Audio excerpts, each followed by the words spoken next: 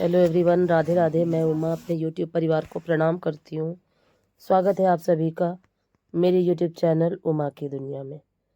आ चुकी हूँ एक नए वीडियो के साथ, नई शुरुआत, नई कोशिश और फिर से एक नई सुबह। और पिछले वीडियो मैंने आपसे शेयर किया था कि मेरे यहाँ कुछ है, तो जो कुछ था वो था ये पूजा। और ये पूजा थी रुद्राभिषेक की पूजा।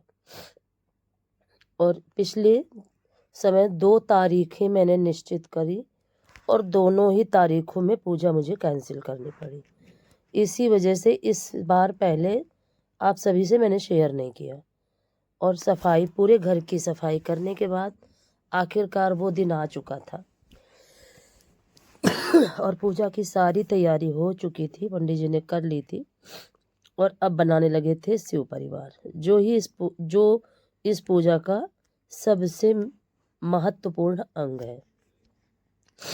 और शिव परिवार इतना सुंदर बनाया था, और सारा ही वीडियो मैं आपके साथ थोड़ा थोड़ा शेयर करूंगी, एक साथ पूरा शेयर नहीं कर पाऊंगी क्योंकि काफ़ी बड़ा वीडियो बना था, जबकि थोड़ा थोड़ा ही बनाया था, तब भी काफ़ी बड़ा बना था। और सारे फूल वगैरह, सारा सामान यहाँ पे लगा के रखा था पंडित जी ने। और फिर कि थोड़ा थोड़ा जैसे जैसे ज़रूरत पड़ेगी वैसे वैसे उधर रख लेंगे और यहाँ जगह खाली बची रहेगी। और यहाँ देखिए आसन लगाया था। सबसे पहले जो आसन था शिव जी का था, ये चौकी जो ये काले कलर के हैं। और जो शिव परिवार, ये देखिए मैं ऋषिकेश से लाई थी, वो भी मैंने यहाँ पे विराजित कर दिया है। और फिर ये दूसरा जो था ये माता दुर्गा का, और तीसरा जो था ये था सप्तघृत मात्राएं, और चौथा था गणेश, लक्ष्मी, गौरी जी, और पांचवा था नवग्रह भगवान। और पीछे रख दी थी मैंने अपने पितरों की फोटो, क्योंकि कोई भी पूजा हो उसमें पितरों की का आशीर्वाद काफ़ी ज़रूरी होता है। और यहाँ पे लगा दिया था, ये कंबल बिछा दिया था मैंने, जिससे कि यहाँ पे बैठ के पूजा की शुरुआत की जा सके। जैसे ही पंडित जी पूजा की पूजा के लिए वो बना लेंगे पार्थिव शिवलिंग, वैसे ही पूजा शुरू हो जाएगी। और उस इधर मैं अपनी और भी जो रसोई की तैयारी थी वो कर रही थी, क्योंकि पंडित जी को बीच में नाश्ता देना था, सारा सब कुछ करना था। तो सारी तैयारी मैंने पहले ही करके रख दी थी और अब शुरू कर दी थी पंडित जी ने पूजा। तो संकल्प में उन्होंने मेरे बड़े बेटे को और मुझे बिठाया था। हम दोनों ही बैठे थे इस पूजा में संकल्प के समय। और फिर पूजा हम चारों ने मिल के करी, क्योंकि बच्चे जो होते हैं उनका पूजा में उतना ज़्यादा मन नहीं लगता और वो परेशान हो जाते हैं, इसीलिए संकल्प में उनको नहीं बिठाया गया था। और अपने सहयोग के लिए मैंने अपने मामा की दोनों बिटिया, बड़े मामा की बिटिया और छोटे मामा की बिटिया, दोनों को ही बुला लिया था। और मैंने किसी को भी नहीं बुलाया, क्योंकि मुझे पूजा करनी थी, ना कि किसी की आवभगत। और पूजा में जितना शांति से कोई भी पूजा हो, जितनी शांति से हो, वो पूजा उतनी ही अच्छी होती है। तो सिर्फ मैंने उन 2 लड़कियों को ही बुलाया था, और ना मैंने मायके से अपने बुलाया और ना और किसी को भी बुलाया। और मुझे ये लग रहा था कि खूब अच्छे से और शांति से ये पूजा हो जाए।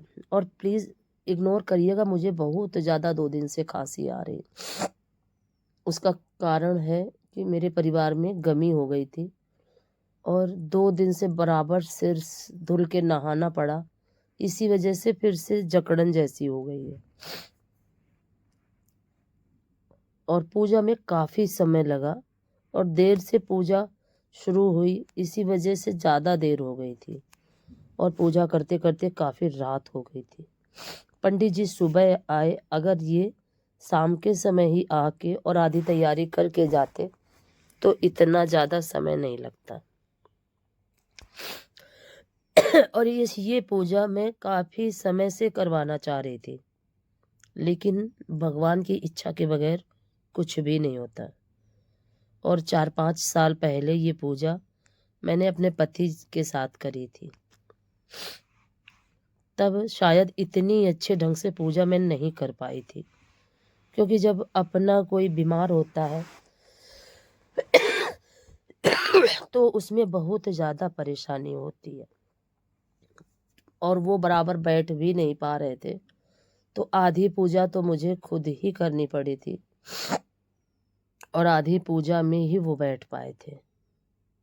और जैसे ही मैं पूजा में बैठी तो मुझे फिर से वही पुरानी याद आ गई और मुझे रोना आ गया। फिर पंडित जी ने मुझे समझाया कि आप रो नहीं, और जो होना होता है वही होता है, इसमें ना तो किसी का दोष होता है।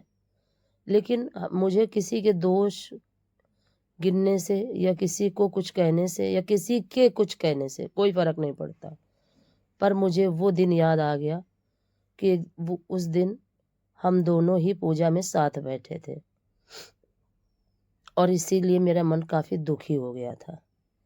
तो कुछ भी हो, कितना भी सोचो कि अब मुझे पुरानी बातें नहीं सोचनी है, लेकिन कभी ना कभी वो चीज़ फिर से रिपीट हो जाती है जीवन में, और हम फिर से वहीं पहुंच जाते हैं। और काफ़ी समय लगा शुरुआत की पूजा करने में, और उसके बाद फिर शुरू हुई पार्थिव शिव पूजा। उसमें हम चारों ही बैठे और इतना आनंद की अनुभूति हुई, ऐसा लग रहा था कि सीधे भोलेनाथ की कृपा सीधे ही हमें मिल रही है। और पूजा कोई भी हो, पूजा तो सभी अच्छी होती हैं, लेकिन मुझे रुद्राभिषेक की पूजा बहुत अच्छी लगती है। और मैं तो हर साल शिवरात्रि पे वैसे भी घर में ही पार्थिव शिवलिंग बनाकर और पूजा करती हूँ। तो पूजा किसी भी तरह, पहले शिवरात्रि की ही तारीख निश्चित हुई थी, लेकिन फिर पंडित जी ने कहा कि शिवरात्रि में शिववास नहीं है, अच्छा हिमालय पे है, तो फिर मैंने ये 28 तारीख को पूजा करी, और ये वीडियो उसी दिन का है, लेकिन बीच में नहीं डाल पाई। जब हमारे आसपास कोई बीमार होता है या कुछ ऐसी घटना हो जाती है, तो फिर हमें सोच समझ के ही सारे काम करने होते हैं। और वैसे भी मन खराब था मेरा, क्योंकि जब कहीं इस स्थिति में जाओ तो मुझे अपनी ही याद आ जाती है कि इस दौर से मैं पहले गुजर चुकी हूँ। वो दौर बार बार जैसे ही याद करो तो काफ़ी दुख होता है, काफ़ी तकलीफ होती है, और उसे भुलाना इतना आसान नहीं है। जबकि अपने मन को काफ़ी समझाती रहती हूँ, तब भी ये चीज़ें इतनी आशा, और इतना अच्छा लगा पूजा में, इतना अच्छा लगा कि मैं शब्दों से आप सभी को नहीं बता सकती। तो आगे के पूरे वीडियो देखने के लिए मेरे वीडियो को डेली देखिए और ज़्यादा से ज़्यादा सपोर्ट करिए प्लीज़, यही मेरी आप सभी से रिक्वेस्ट है। और जो ये चौकी पंडित जी ने बनाई थी, इसी तरह की चौकी महामृत्युंजय की पूजा में भी पंडित जी जो आए थे हमारे यहाँ, उन्होंने बनाई थी। तो काफ़ी वृद्ध हैं ये पंडित जी, और काफ़ी अच्छे ढंग से पूजा करवाते हैं।